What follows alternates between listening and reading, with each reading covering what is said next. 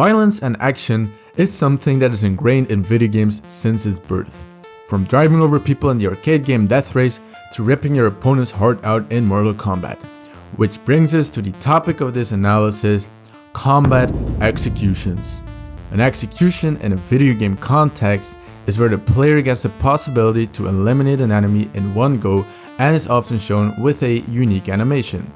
The key being that the enemy obviously dies.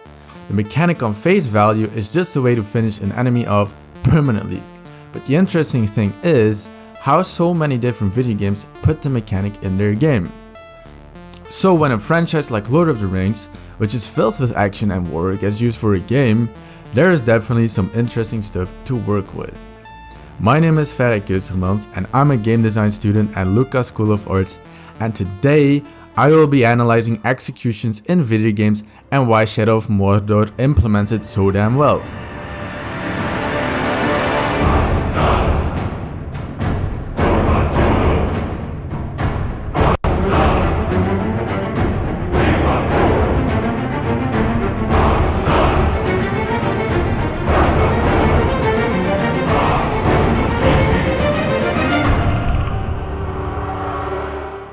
To make things clear for a second, this is my exact thesis statement. I think that executions add a lot to combat-heavy video games. Shadow of Mordor showed this very well by the way they implement it in the game and how they show it to the player. That is my thesis statement. But first, obviously for the people who don't know what Shadow of Mordor is. Middle-earth Shadow of Mordor is a third-person open-world action-adventure game produced by Monolith Productions, a now shut down studio that had previous experience with brutal games such as Fear, Condemned, Blood, and also having dabbled in the Lord of the Rings franchise when they produced Guardians of Middle-earth. You play as Talion, a ranger that seeks revenge against the forces of the Dark Lord Sauron, who killed his family and bound him with a wraith called Celebrimbor. In game, you combine the ranger and wraith abilities to hunt those who wronged you. Abilities. Possession of the means or skill to do something. Abilities are something very common in video games. Abilities are simply actions that allow us players to create play and have that interactive experience. These are often the things that separate games from each other and show their uniqueness. One of the ways to understand how a game uses the execution mechanic is by how they implement it in the game. And the way Shadow of Mordor implements it is with their abilities. So looking at the skill tree of Shadow of Mordor and all the individual abilities will tell us a lot. The skill tree already tells us something about the way the abilities are implemented, like there will probably be some sort of progression system. Like a lot of games, you unlock more abilities the more you play the game, and you unlock more tiers when you kill high ranking enemies. The game separates abilities into categories Ranger and Wraith. Ranger referencing to the protagonist Talion, and Wraith referencing to the wraith bound to Talion, a legendary elf named Celebrimbor. In total, there are 39 abilities to unlock, and 18 of these link directly or almost directly to executions, meaning about half of the total abilities lean into the execution mechanic.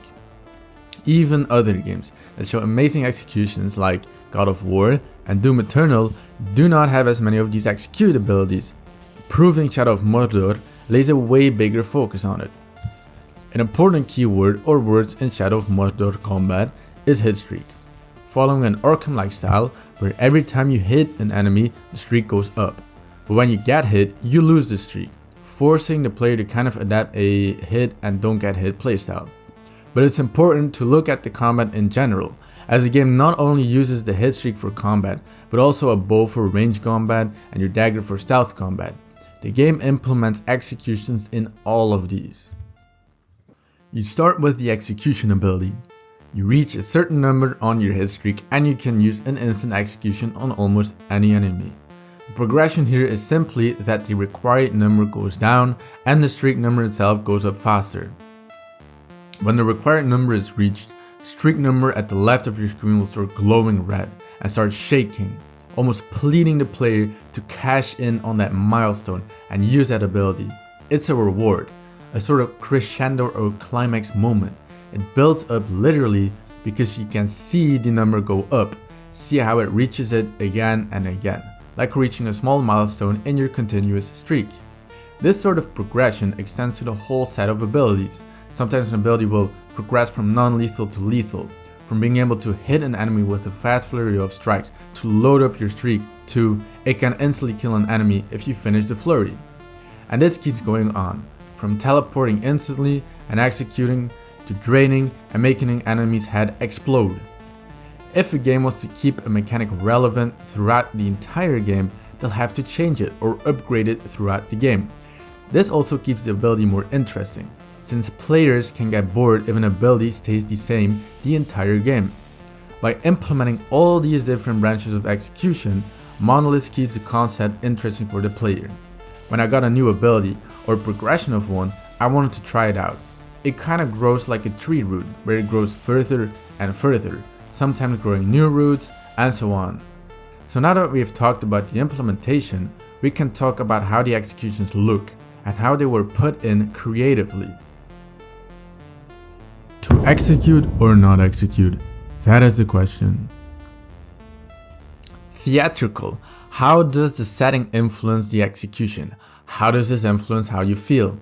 All of these kind of add up to the theatrical feeling of the game, because the game will so often give you an experience, and executions is a way to make you experience something. So in this chapter, we're going more into the feeling and how they achieve this, because as I said in my thesis statement, Shadow of Mordor excels in this by how they show it to the player. So when we talk about feelings, one of the first things that come to mind is story. Sometimes games just tell you, this is your enemy, they kill you or you kill them as an explanation. But a lot of games also put more explanation or reasoning behind it. In Shadow of Mordor, the Black Hand and orcs kill your family, and that whole sequence makes it more of a personal vendetta. Those orcs killed your family, you want revenge. And what better way is there to express that revenge by decapitating the head of your enemies or just brutally stabbing them to death? This delves into the feeling of the execution, since if the player has a personal vendetta, they'll probably get more satisfaction, a revenge feeling.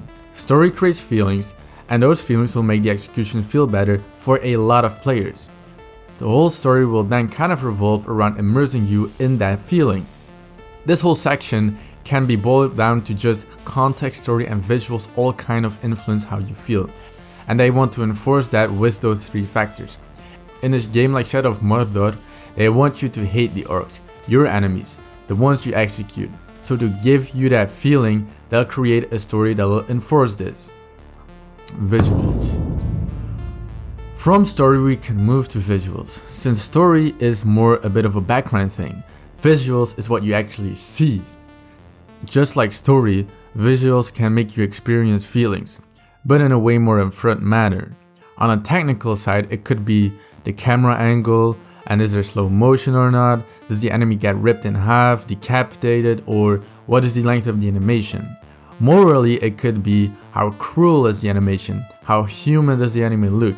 In Doom, you fight against balls of monsters and minotaurs, very mythical creatures, that most of the times don't even look human. While orcs do look human, they talk, they make jokes, which can have an effect on you, the player. Camera. When you use an execution, the camera will move to show you a more proper view. This allows you to view the execution from all angles. When you use an execution, the camera will move to show you a more proper view. This allows you to view the execution from all angles. Most of the time games will limit what you can see, so you get to see the best view.